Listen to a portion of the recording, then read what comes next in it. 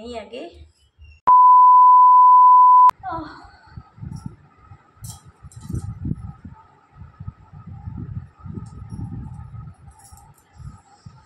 আর ভালো লাগে না গরম। Hey guys, welcome back to my channel. তো চলো আজকের ব্লগটা দেখতে থাকো, আশা করি ভালো লাগবে। আর ব্লগটা দেখে কিন্তু অবশ্যই লাইক করবে, কমেন্ট করবে। তো চলো সবাই ব্লগটা দেখো। তো আজকে আমি কি করবো বলো তো, একটা স্পেশাল কাজ করবো। চলো প্রথমে চুলটা আঁচড়াবো, আর আজকে আমি চুল কাটবো। তো দেশি স্টাইলে চুল কাটবো আজকে। বাড়িতে আমি একা একাই চুল কাটবো, তোমরা দেখতে পাবে। আর কতটা চুল কাটবো তোমরা সেটাও দেখতে পাবে। তো চুলের আর একদম মানে কি বলবো, চুলের এই গরমে আর চুলের অত্যাচার ভালো লাগে না। চলো চুলটা আঁচড়ে নিই। তো চুলটাকে একে দুভাগ করে নিচ্ছি এইভাবে। তো চুলটা দেখো আমার অনেকটা লম্বা হয়েছে, কিন্তু আগাটা দেখো একদম এই যেরকম হয়ে গেছে ঘোড়ার লেজ। তো সেই জন্য আমি চুলটা কাটবো। তো একটু সিরাম লাগিয়ে নিচ্ছি হালকা করে। তাহলে কি হবে বলো তো, চুলের জটটা আর থাকবে না। চুলে তো জট লাগছে না।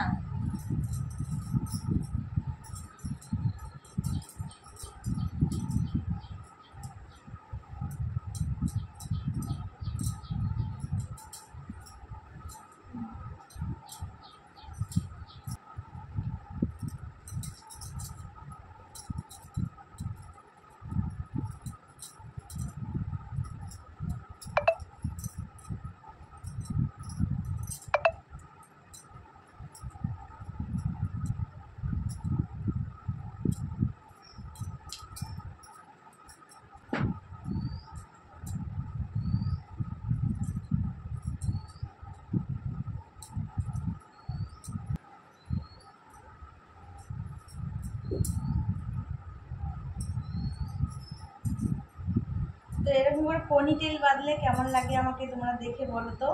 এখানে আমি এরকম পনিটেল স্টাইল করবো, পনিটেল হেয়ার স্টাইল। এরকম পনিটেল করে চুলটা বাঁধবো।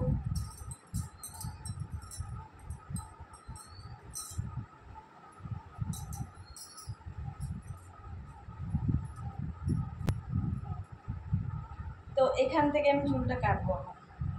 একা একা বাড়িতে কি করে চুল কাটতে হয় তোমরা দেখো। তো আমি কিন্তু বাড়িতে একা একা মাঝে মাঝে এভাবে চুল কাটি। তো আজকেও কাটবো, আর এতটা কাটবো। দেখো একদম ঘোড়া লেজ হয়ে গেছে, চুল আঁচড়ানো হয়ে গেছে। সমান সিঁথি করে নিয়েছি। প্রথমে সমান সিঁথি করে নিতে হবে, তারপরে চুলটাকে এরকম করে ভালো করে আঁচড়াতে হবে। আঁচড়ে তারপরে এখানে ভালো করে এরকম করে গোড়াটা ধরতে হবে।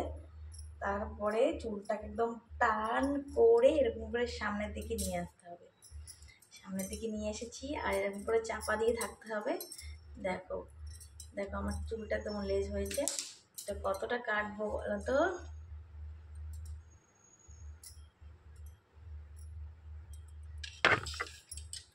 ভাবছি পুরো চুলটাই কাটবো। তো চলো কাটি, একটু কেটে নিই আগে।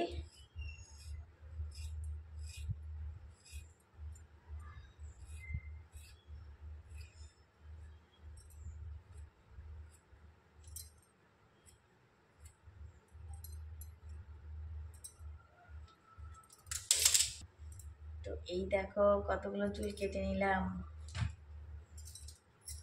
তো হয়ে গেছে, দেখো একদম সমান হয়েছে। আর তোমরা এখন রেজাল্টটা দেখতে পাবে আমি কতটা চুল কাটলাম, সমান হয়েছে কিনা। তো এই দেখো, দেখে বলো তো সমান হয়েছে কিনা। তো সমান হয়েছে আমি জানি, আর খুব সুন্দর হয়েছে চুলটা কাটা আমার। তো চলো কেমন লাগলো আজকের ভিডিওটা অবশ্যই কমেন্ট করে জানাবে। গায়ে চুলে ভরে গেছে। তো এই হলো দেশি হেয়ার কাটিং ব্লগ। তো কেমন লাগলো অবশ্যই কমেন্ট করে জানাবে।